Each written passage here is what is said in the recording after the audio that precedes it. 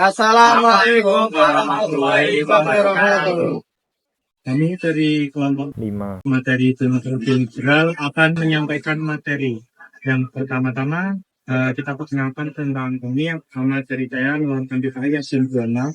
Saya Muhammad Hansani absen 19. Saya Arifin Tuhan Daerah absen 4. Saya Nita Fadia Arbani absen 5. Selanjutnya yaitu latar belakang. Setelah Republik Indonesia Serikat RI dibubarkan pada 17 Agustus 1950, Indonesia kembali menjadi negara kesatuan Republik Indonesia (NKRI). Perubahan ini juga membawa perubahan dalam sistem pemerintahan dan konstitusi yang berlaku, yaitu berlakunya UUD 1950 yang menganut sistem demokrasi liberal. Dalam sistem ini, pemerintahan bersifat parlementer, di mana kekuasaan eksekutif dipegang oleh Perdana Menteri. Presiden hanya sebagai kepala negara, tanpa wewenang eksekutif. Kabinet bertanggung jawab kepada parlemen dan bisa dijatuhkan kapan saja jika mendapat mosi tidak percaya dari parlemen. Sering terjadi pergantian kabinet dalam waktu singkat akibat konflik kepentingan antar politik. Selain itu, pada masa ini juga terdapat berbagai tantangan ekonomi, politik, dan keamanan, seperti ketidakstabilan pemerintahan akibat sering pergantian kabinet.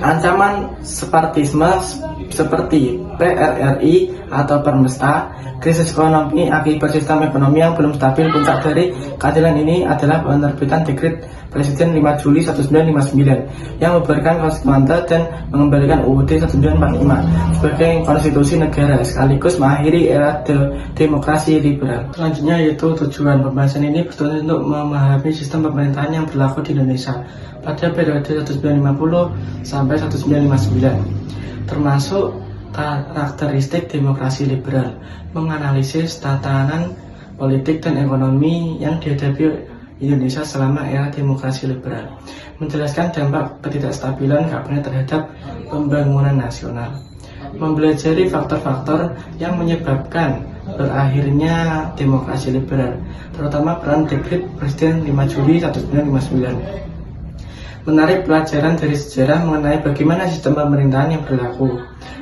tergantung pada koalisi politik dapat berdampak pada ketidakstabilan negara. Dengan memahami latar belakang dan tujuan ini, kita dapat memahami bagaimana sistem pemerintahan di Indonesia berkembang dari demokrasi liberal menuju demokrasi terpimpin, serta dampaknya terhadap situasi politik dan ekonomi negara.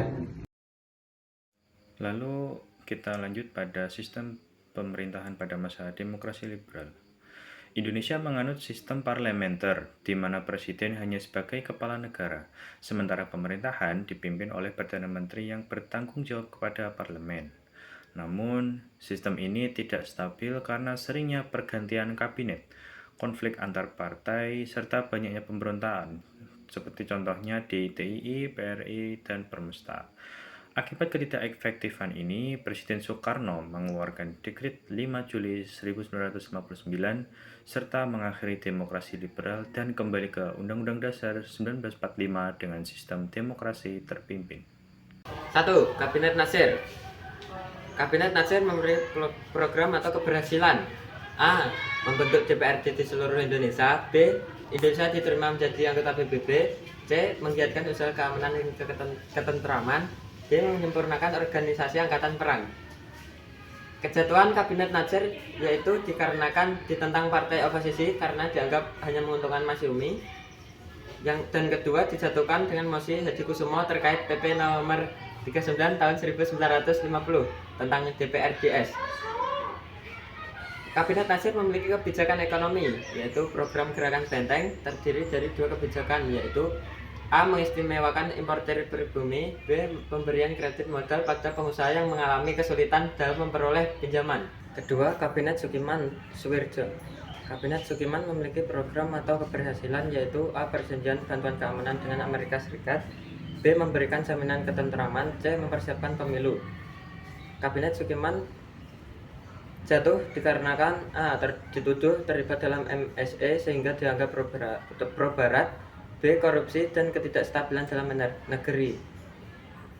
Kabinet Sukiman memberikan kebijakan ekonomi, yaitu nasionalisasi Dejavase Bank. Tujuannya adalah untuk menaikkan pendapatan dan menurunkan biaya ekspor, serta melakukan penghematan secara drastis. Perubahan mengenai nasionalisasi Djajah Bank menjadi Bank Indonesia sebagai bank sentral dan bank sirkulasi diumumkan pada tanggal 15 Desember 1951 berdasarkan Undang-Undang Nomor 24 Tahun 1951. Yang ketiga yaitu Kabinet Wilopo. Kabinet Wilopo memiliki program atau keberhasilan: A. Menyiapkan pemilu, B. Menyelesaikan sengketa dengan Belanda, C. Meningkatkan kemakmuran rakyat. Kabinet Wilopo jatuh karena peristiwa Tanjung Morawa dan konflik agraria dan penembakan petani. Kabinet Wilopo menerapkan kebijakan ekonomi yaitu Bulog dan RABPN. Yang terakhir yaitu Kabinet Ali Sastro Amijoyo ke-1 pada 31 Juli 1953 sampai 12 Agustus 1955. Koalisi PNI, NU dan Masyumi. Program dan keberhasilannya yaitu A. Menyelenggarakan konferensi Asia Afrika, B. Menyiapkan pemilu, C. Membebaskan Irian Barat secepatnya. Kabinet Ali jatuh karena konflik internal dalam koalisi dan kebijakan ekonomi yang tidak stabil. Kebijakan ekonomi pada masa Kabinet Ali Sastro Amijoyo I adalah sistem ekonomi Alibaba. Sistem ini diperkenalkan oleh Menteri Ekonomi Iskak Joko Hadisurjo. Tujuan kebijakan membantu pengusaha pribumi untuk bersaing dengan pengusaha asing. Jadi Kabinet Burhanuddin Harahap yaitu dari 12 Agustus 1955 sampai 3 Maret 1956. Dia berasal dari Masyumi. Dan program keberhasilan pertamanya adalah berhasil menyelenggarakan pemilu pertama untuk memilih anggota DPR pada tanggal 29 September 1955 dan pemilu untuk anggota Dewan Konstituante tanggal 15 Desember 1955. Pemilu pertama ini dimenangkan oleh 4 partai besar yaitu PNI, Masyumi, NU, dan PKI. Yang kedua yaitu membubarkan Uni Indonesia Belanda secara sepihak dengan alasan Belanda menolak menyerahkan Irian Barat kepada RI, Rakyat Indonesia. Kabinet ini juga mulai memberantas korupsi di kalangan pejabat. Yang ketiga itu meneruskan perjuangan mengembalikan Irian Barat ke dalam wilayah kekuasaan Republik Indonesia. Yang keempat yaitu menghilangkan faktor-faktor yang menimbulkan inflasi. Nah, jadi ya ada kejatuhannya yaitu dengan terbentuknya DPR baru, kabinet dituntut mundur karena tugasnya dianggap sudah selesai. Jadi habis ini ada Ali Sastrowijoyo kedua. Ya, dari tanggal 20 Maret 1956 sampai 14 Maret 1957 koalisi dari antara PNI, Masyumi, dan NU. Dan program progresinya pertama itu membebaskan Irian Barat, melaksanakan pembentukan daerah-daerah otonom. Yang ketiga menyehatkan anggaran keuangan negara dan mewujudkan pergantian ekonomi kolonial menjadi ekonomi nasional. Yang keempat yaitu pembatalan KMB. Yang kelima itu pemulihan keamanan dan ketertiban pembangunan, 5 tahun menjalankan politik luar negeri bebas aktif. Yang kelima itu ada melaksanakan keputusan KAA.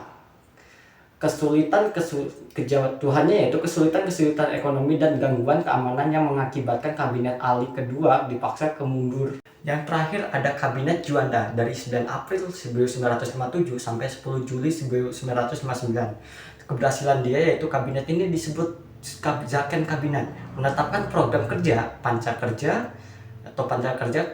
Kelima program kerja tersebut adalah yang pertama membentuk Dewan Nasional, yang kedua itu normalisasi keadaan republik, yang ketiga itu melancarkan pelaksanaan pembatalan KMB, yang keempat itu ada memperjuangkan Irian Barat, yang kelima itu menggiatkan pembangunan adanya deklarasi Juanda tahun 1957 mengenai luas teritorial laut RI sepanjang 12 mm.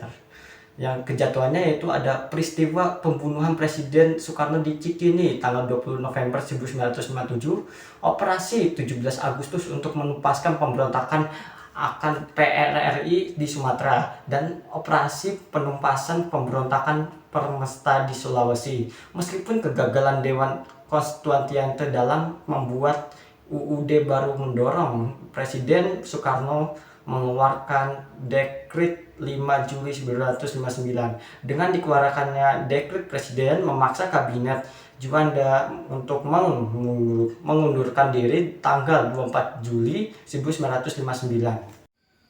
Nah, setelah semua materi yang telah disampaikan oleh kelompok kita tadi, berikut ini adalah beberapa dokumentasi terkait sistem pemerintahan semasa demokrasi liberal.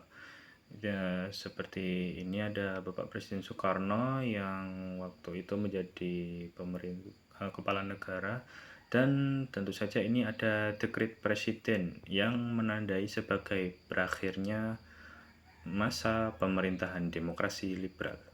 Oke, sekian materi dari kami. Mohon maaf apabila terdapat kesalahan dalam ucapan kami. Terima kasih atas perhatiannya. Wassalamualaikum warahmatullahi wabarakatuh.